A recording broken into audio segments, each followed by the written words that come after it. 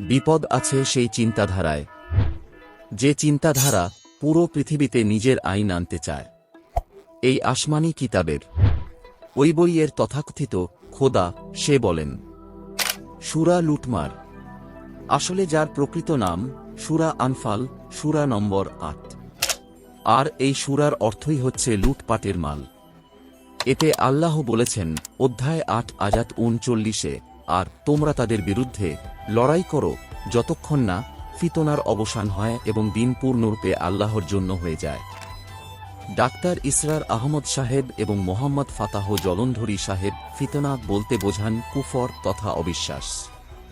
ইসলামের বাইরে যত কিছু আছে সেগুলো সবই কি? অবিশ্বাস বা কুফর। তাই আল্লাহ এখানে বলছেন তোমাদের ততক্ষণ যুদ্ধ করতে হবে যতক্ষণ অবিশ্বাস কুফর শেষ না হয়ে যায়।